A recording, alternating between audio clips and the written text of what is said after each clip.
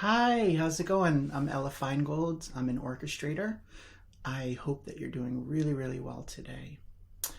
So, today is going to be part one of DAW orchestration problems and some of the things that as orchestrators we get in MIDI from composers. And not only how do we orchestrate this, but how could some of these things be potential performance problems, and how do we interpret the composer's intention? Excuse me. So this right here is, something I would typically see delivered from a composer. And I'm purposely not putting in a dynamic yet or talking about tempo. But if you look here, we have sort of a motive going up and down. And then we have harmony back here. And we have a lot of decisions to make because there's a lot of different ways to orchestrate this gesture. Let's pretend that this is for the strings. So what I see a lot of students do, because I give examples like this to just see how they would sort of solve some of these problems. And a lot of times I just see something like this, which is basically, your sort of simple like SATB, so to speak. That's fine here. The melody is brought out. But if the tempo is really fast, this doesn't make any sense in the second violins and the violi because it's an unmeasured tremolo. And so you're asking them to play as fast as possible and reattack every beat. And so this doesn't make sense, but if you are going to be literal with MIDI, well, this is what was in the MIDI, this is what was delivered. But this is, a compositional problem that's going to get turned into a performance problem. And it's our job to avoid these things by anticipating what will be a problem. So this is not a great solution. So let me just show you a couple of other ways you could go about orchestrating this. So another way here is to bring out this melody here and to simply just, we've got C and E for the whole bar and C and E flat. So you're basically just turning these into the longest durations possible. So this is just C and E flat. Now the advantage of doing something like this is that you're getting the motion from the C and the E natural and E flat, whatnot, and this is going to stick out just a little bit because it's different in terms of the harmonic rhythm. So that's, a good way to solve this. This is definitely something like someone like Ravel would sort of do. And there's nothing wrong with this. And depending on the dynamic, this is a great solution. What I want to mention is that the way that we come up with these orchestral solutions is not just by formulas. It's all about what is the character of the music. And when we understand the character, the dynamic, the energy of the music, then that will suggest certain ways to orchestrate this. If this were pianissimo and very, subtle, something like this might be fine. It's not super busy and this is getting brought out. But if the music is a little more pulsing and surging and energetic and the dynamics a little bit louder, then this might not be the best way to solve this because this is a little too static and we need a little more energy. So another way of doing this, and let's pretend this is, mezzo forte, fortissimo, is what I'm doing is I'm keeping the top line exactly as it was delivered.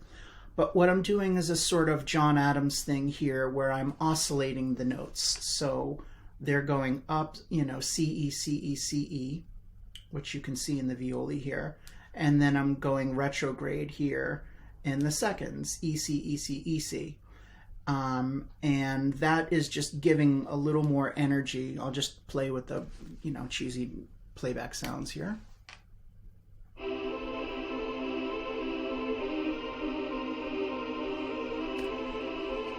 So that's giving a little more energy. And then to sort of add be a little more maximalist, I guess, you could take the celli and you could divide the celli, and, you know, sort of have them do more of a pulsing, surging kind of thing, which is just going to give you a little bit more body.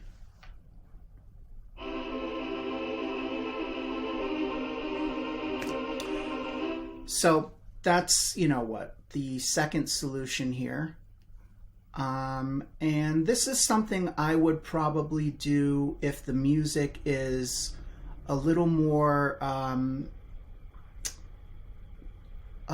colorful, I guess. And so this sort of has touches of everything in it. So what am I doing here? By varying the color in the strings, I'm bringing something out. So, excuse me. So what I'm doing here is I'm using sulpant and saying icy. So it's just, achieving a lot of harmonics. So that's really going to poke out of the texture.